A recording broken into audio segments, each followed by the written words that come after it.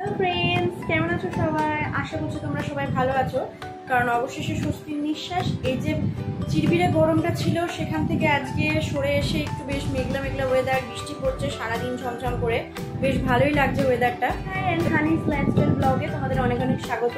তো চলে এসেছি আজকে একটা নতুন ব্লগ নিয়ে, একটা ইন্টারেস্টিং বিষয় নিয়ে তোমাদেরকে আজকে জানাবো, কারণ এটা আমি ভাবলাম চলো তোমাদের সাথে শেয়ার করি।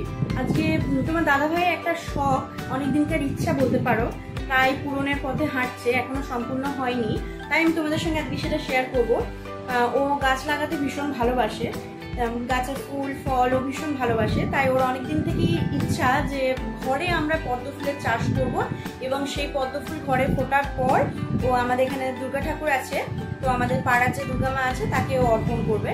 তো সেই জন্য আমরা শুরু করে দিয়েছি পদ্মের চাষ করা। আপাতত এখন 2-3টে বীজ নিয়ে আমরা শুরু করেছি, আস্তে আস্তে আরো শুরু করবো। এখন দেখা যাক কতটা কি ফলন দেয়। তো আমরা কোনো চারা নিয়ে এসে নয়, ডাইরেক্ট বীজ থেকে কিন্তু চারা তৈরি করে পদ্ম ফুল ফোটাবো। তো বীজ আমার অনেকদিন আগেই অনলাইন থেকে চলে এসছে, ও আর ওর একটা বন্ধু মিলে একসাথে বীজটা আনিয়েছে অনলাইন থেকে। তো আমি তোমাদের বীজটা দেখিয়ে দেবো, এবং বীজ থেকে কি করে চারা তৈরি করলো আমি তোমাদের সেটাও দেখিয়ে দেবো। তো চলো তোমাদেরকে পদ্ম ফুলের বীজের সাথে পরিচয় করি। তো তোমরা যারা জানো তারা তো ঠিক আছে, কিন্তু যারা জানো না তারা দেখে নাও। এটা হচ্ছে পদ্ম ফুলের বীজ। এই বীজের সামনের দিক এবং পেছন দিক দুটো দিক আছে। দেখো আমি তোমাদের যেটা এখন জুম করে দেখাচ্ছি সেটা হচ্ছে সামনের দিক, এবং সেই সামনের দিকটা আমি কোনো দিয়ালে বা কোনো খসখসে জায়গায় ঘষে জাস্ট একটু সার্কেলের মতো গোল সাদা অংশটা বার করে নিয়েছি, কারণ সেটা বার না করলে বীজ থেকে যে চারাটা বেরোতে সেটা অনেক দিন সময় লেগে যায়। তো আমি প্রত্যেকটা বীজকে ভালো করে ঘষে, সেই বীজের মুখটা কিন্তু ঘষতে হবে গাইজ, পেছনটা কিন্তু নয়। পেছনে দেখবে একটু ফুটো আছে, আমি তোমাদেরকে দেখিয়ে দেবো সামনের দিক কোনটা পেছনের দিক কোনটা। দেখতেই পাচ্ছ মুখের কাছে সাদা পাড়া গোল পাড়া সার্কেলের মতো, তো ওই জায়গাটা কিন্তু তোমাদেরকে ঘষে ওই জায়গাটা সাদা পাড়া আনতে হবে। দেখো এটা হচ্ছে বীজের পেছন দিক, এই ফুটো দিকটা কিন্তু নয়, এটা হচ্ছে বীজের সামনের দিক বা মুখ। এইখানটা ঘষে ঘষে তোমাদেরকে সাদা হালকা সাদা সার্কেল মতো ওটা আনতে হবে। তারপরে একটা জলে পরিষ্কার জায়গা দেখে একটা গামলায় ওই বীজগুলোকে চুবিয়ে রাখতে হবে। আমার কাছে টোটাল 5টা বীজ আছে। তো দেখো বীজ থেকে প্রায় চারা বেরোতে শুরু করেই দিয়েছে, দেখতেই পাচ্ছ বীজগুলো ফেটে বেরিয়ে গেছে। এটা হতে কিন্তু প্রায় 5-6 দিন লাগবে। হচ্ছে না দেখে কিন্তু তোমরা বীজগুলো ফেলে দেবে না। আমার এর মধ্যে 2টো বীজ নষ্ট ছিল, তবু আমি সেই বীজগুলোকে রেখে দিয়েছি, আমি ওগুলো ফেলিনি। চলো দেখা যাক এন্ড অব্দি বীজগুলো আদৌ কোনো কিছু হয় নাকি। কিন্তু এইভাবে দেখতে পাচ্ছ বীজটা ফেটে এরকম বেরিয়ে আসবে। আর হ্যাঁ, এবার আমরা পাঁকটা রেডি করে ফেলবো, কারণ আমরা সবাই জানি পাঁকের মধ্যে পদ্ম ফুল হয়। তো মাটির থেকেও যদি তোমরা পাঁক দাও বেশি ভালো হয়, মাটি দিলেও হবে। এর মধ্যে সার মেশানো আছে, গোবর সার। তো আমরা একটা বড় গামলা নিয়েছি, সেই গামলার মধ্যে দেখতেই পাচ্ছ পাঁকটাকে তোমাদের দাদাভাই ভালো করে বেশ ভেঙে নিচ্ছে। আরেকটা কথা আমি তোমাদের জানিয়ে দিই, ওই যে বীজের প্রসেসটা দেখালাম, ওটা কিন্তু প্রত্যেক দিন জল পাল্টাতে হবে।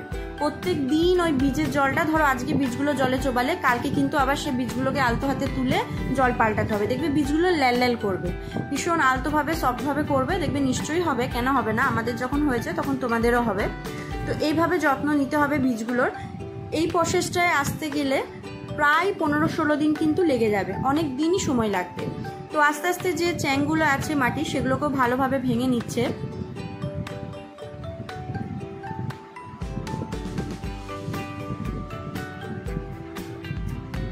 আমরা কিন্তু এটা ছাদের মধ্যে বসিয়েছি, কারণ এখন বর্ষাকাল তো ছাদেই ভালো হবে, কিন্তু অতিরিক্ত রোদে কিন্তু তখন অসুবিধা হবে। দেখো দেখতেই পাচ্ছ গামলার মধ্যে শেকড় বেরিয়ে গেছে বীজগুলো, এবং পাতাগুলো বেশ বড় বড় হয়ে গেছে। 2টো মতো ওই কোণের বীজ আমার হয়নি, তবু আমি ফেলিনি, রেখে দিয়েছি। 3টে মতো বীজ ভালোভাবে শেকড় বেরিয়ে পাতা বেরিয়ে গেছে। এবার আমরা এই জায়গাটা থেকে ওই বড় জায়গায় ট্রান্সফার করব, কারণ এখানে আর বাড়ার জায়গা নেই। তো তাই দেখতেই পাচ্ছ পাতাটা কেমন 1-2টো পাতা মুড়ে আছে, ও আর বাড়ার জায়গা পাচ্ছে না। এরপরে আমরা ওই যে গামলাটা রেখেছি, ওই গামলাটার মধ্যে মাছ ছাড়বো। মাছটা কিন্তু তোমাদের ছাড়তেই হবে, কারণ এখানে জলটা জমে থাকবে, তো জমার কারণে কি হবে, মশারা ডিম পাড়তে শুরু করবে। এবার মাছ ফেলে দিলে কিন্তু মশারা ডিমগুলো মাছটা খেয়ে নেবে, তো বেশ ভালো হবে। এখন দেখছো জলটা ঘোলাটে পাড়া, আস্তে আস্তে আমরা জলটা প্রতিদিন পাল্টে দেবো। এইভাবে জল রাখার পর প্রতিদিন না পাল্টালেও হবে, কিন্তু এখন যেহেতু বৃষ্টি পড়ছে সেহেতু জলটা যতই পরিষ্কার দিই না কেন এভাবে ঘুলিয়ে যাবে। পাতাগুলোকে কিন্তু জলের সাথে টাচে রাখতে হবে। পাতাগুলো যদি জলের উপর এভাবে ভেসে না থাকে তাহলে কিন্তু পাতাগুলো জ্বলে যাবে। এতদূর আমাদের হয়েছে। এবার আস্তে আস্তে পাতাগুলো বড় হবে, বড় জায়গা যেহেতু আমরা ট্রান্সফার করেছি। এবার এখানেই তোমার কুড়ি আসবে বা ফুল হবে, আমি সব তোমাদেরকে আস্তে আস্তে আপডেট দেবো, দেখাবো। আপাতত এইটুকুই হয়েছে, আমি প্রতিদিন তোমাদেরকে জানাবো যে কতটা কি গ্রোথ হয়েছে বা পাতাগুলো কতটা কি বড় হলো। এটা যেহেতু বর্ষাকাল সেহেতু এটা বেশ বাড়বে ভালোভাবেই।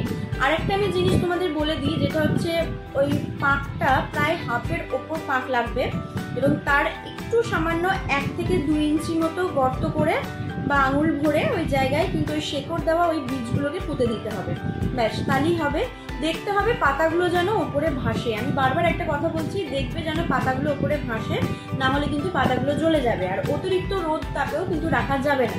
আমরা এখন ওটা ছাদে রেখেছি, কিন্তু যখন ভরপুর আবার রোদটা উঠবে তখন আমরা ওটাকে আবার সরিয়ে দেওয়ার চেষ্টা করবো বা দেখবো কিরকম কি হচ্ছে। তো চলো দেখতে থাকো, আস্তে আস্তে আমি তোমাদেরকে আপডেট দিতে থাকবো। Tata, bye bye.